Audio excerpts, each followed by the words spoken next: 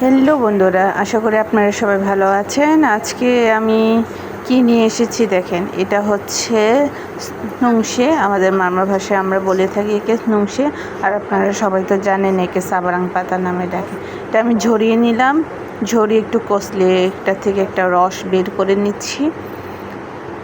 যেহেতু আমি শুধু এই পাতাটাই গুঁদক করব, তাই একটা কড়াইয়ের মধ্যে আমি তেল বসিয়ে নিলাম, তার মধ্যে পেঁয়াজ দিয়ে দিলাম, পেঁয়াজ দিয়ে মরিচ দিলাম,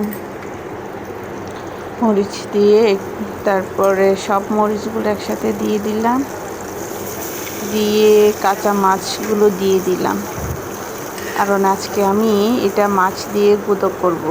হলুদ দিলাম, সাথে লবণ দিলাম, দিয়ে একটু নাড়াচাড়া করছি, করে ঢেকে দিচ্ছি কিছুক্ষণের জন্য।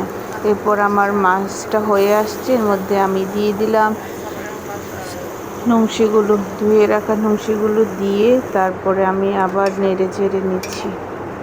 নেড়ে চেড়ে আবার অল্প কিছুক্ষণের জন্য আমি ঢাকা দিয়ে রেখে দিচ্ছি। রেখে দেখেন আমার শাক থেকে পানি বের হয়ে আসছে। এই পর্যায়ে পানিটা শুকিয়ে আমি এটাকে গুঁদো করে নিচ্ছি। করে এরপর গুঁদো হয়ে গেছে, আমার তরকারিটা হয়ে আসছে। এরপর আমি বেড়ে নিচ্ছি, একটা পাত্রের মধ্যে বেড়ে নিলাম। বেড়ে নিয়ে দেখেন আমার তরকারিটা হয়ে গিয়েছে।